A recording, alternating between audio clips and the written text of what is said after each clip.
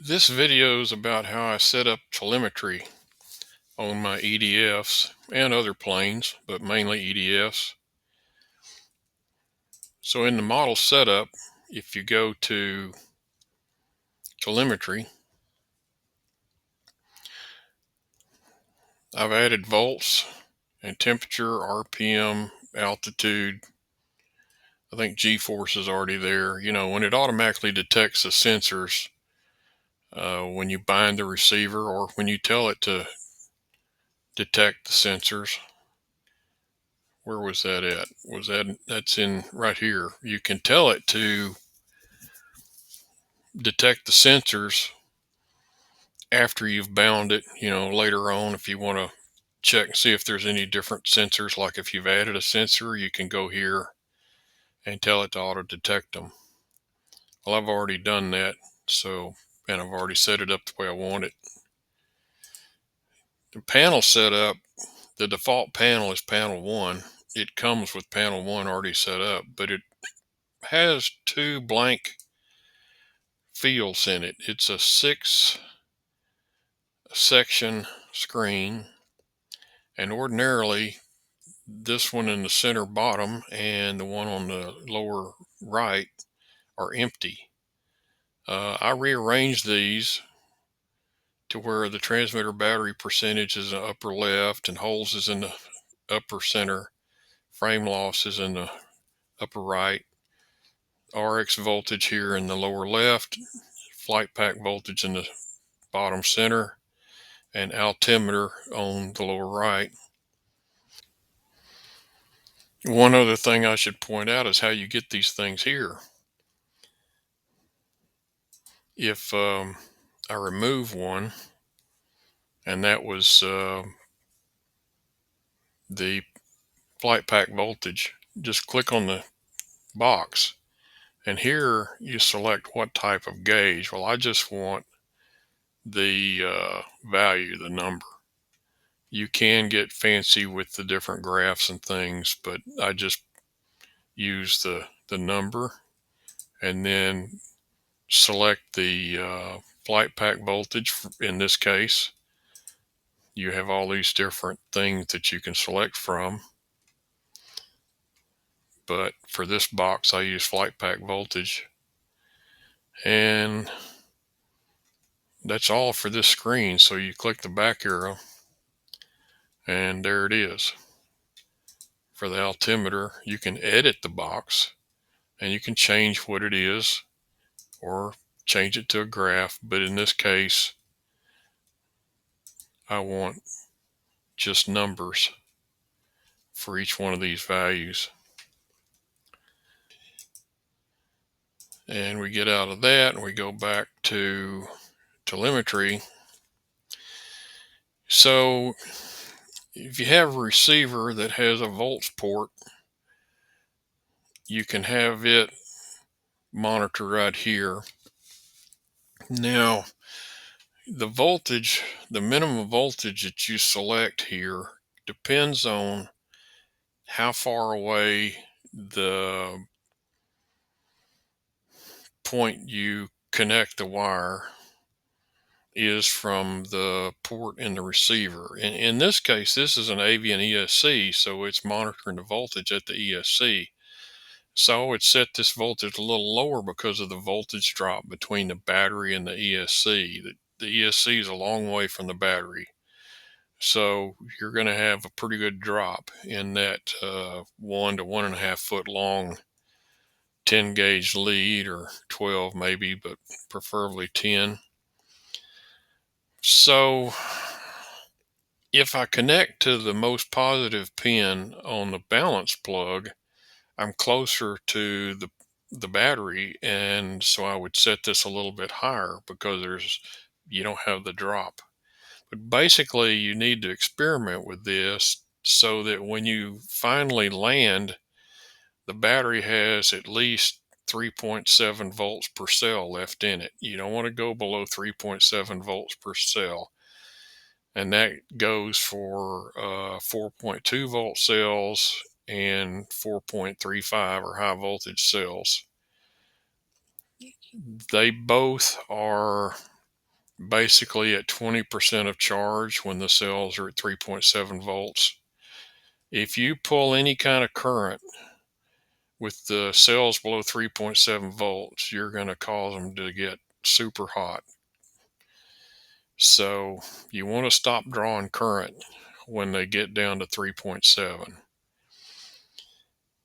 And then the maximum voltage, I set it about a tenth of a volt higher than the total pack voltage fully charged. So 6S 4.2 is going to be 25.4. So I add a tenth, so I make it 25.5 so that I don't get an alert unnecessarily. Of course, you scroll on down and they have a place here where you can tell it how many cells are in the battery. So you can set this to the correct number of cells, but then you are probably going to want to come back and fine tune these values. So if I were monitoring the voltage at the balance plug, I would probably set this to 21.6. Just take, I don't know, 3.6 times 6, whatever that comes out to. I mean, you can pull them under a load, they'll go to 3.6 or 3.5, but when you stop pulling current, then the battery voltage is going to come back up.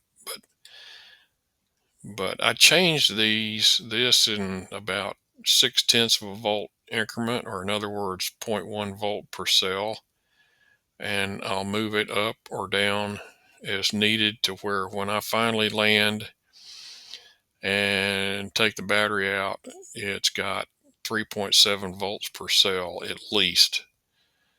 That way I can take the battery out, carry it home. I don't have to worry about it. I don't have to bring it back up to storage charge. And like I say, if you pull high current out of a cell that is below 3.7 volts, you can damage it very easily. So anyway, for high voltage cells, I would take like 4.35 times however many cells and then add a tenth for the max. And then save it. Temperature while we're here, since I have an ESC, I think the default is 150, but Castle says that their ESCs can handle 100 degrees C or 212 degrees Fahrenheit. And you would think that an ESC could handle the temperature of boiling water. So I think on my gray F16, I set this to 200. It needs to be at least 150, but no more than probably 200. So I set it to 175 so that I'll get an alert, and that way I'll know. But your ESCs will probably tolerate 200 for a little while, not very long though. And let's see, altitude. Since we're here, I set the minimum to -10 so that I don't get bugged by alerts for the altimeter being off a little bit, and we can go to 1200 feet, but I set it to 700. Of course, in an EDF, the fan changes the pressure level in the fuselage, and the altitude is not very accurate on an EDF.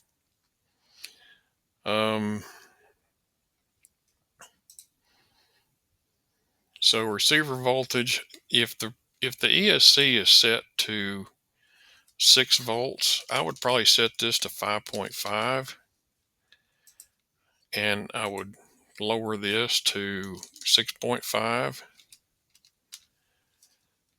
because I want to know if my ESC voltage is more than a half a volt from where it should be. That might save an airplane doing that. So if the ESC or the BEC is putting out 5.5, set it to 5 and 6. If it's putting out 6 volts, set it to 5.5 and 6.5. And that way you'll get an early warning if there's a problem with voltage to the receiver and servos. and then click save to save that. Flight log. I don't really mess with this. I leave it set to the factory default. When you create a new model, it's going to be -81. It's going to be dBm.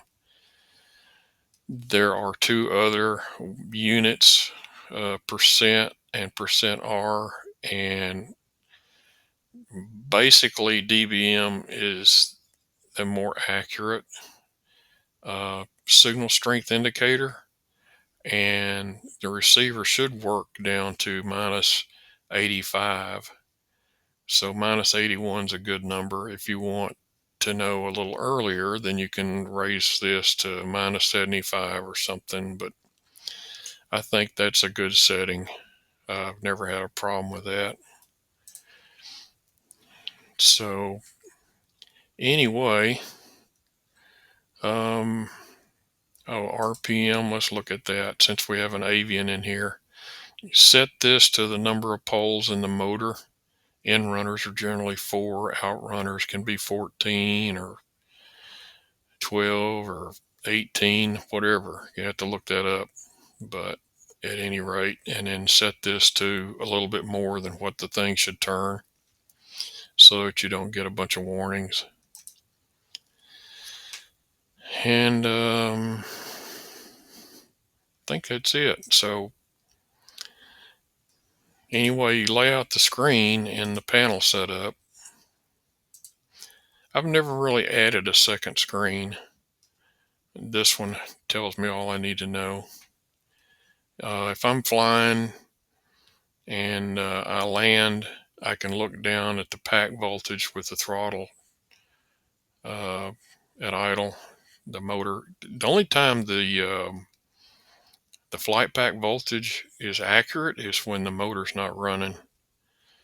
So I'll land and I'll taxi up and shut the motor, the throttle off, and I'll look at this voltage. And if it's above 22.2, I might take off and make another lap. It just depends. And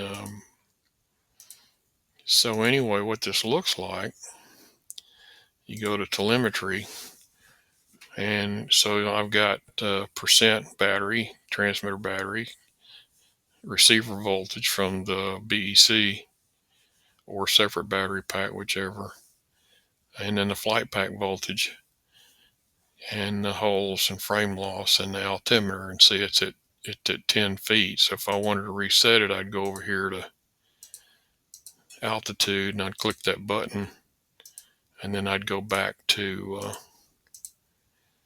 my telemetry screen and see it's back to 0. But like I say, on EDF, this is not very accurate.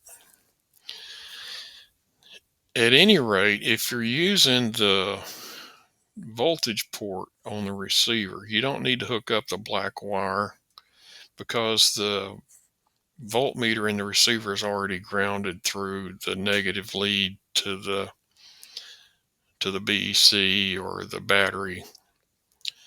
So you only hook the red wire up between wherever you want to monitor and the voltage port on the receiver. It's not too bad to connect it to the red wire where you plug the battery on the ESC. In other words, the ESC lead, discharge lead, the red wire at the plug right near it. I tend to use the balance plug, but if you have an afterburner, then the plug's occupied by the afterburner, but you can add the red wire to the afterburner plug so that when you plug it in, not only is it powering the afterburner controller, but you're also connecting the red wire to the most positive pin for the voltage port on the receiver. So anyway,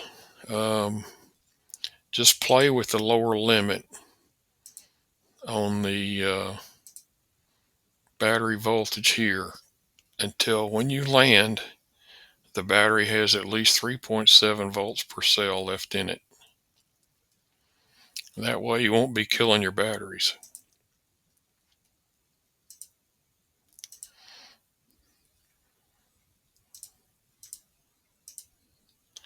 I think that's about it for telemetry, voltage monitoring, and whatnot. So, hope that helps you out. Catch y'all later.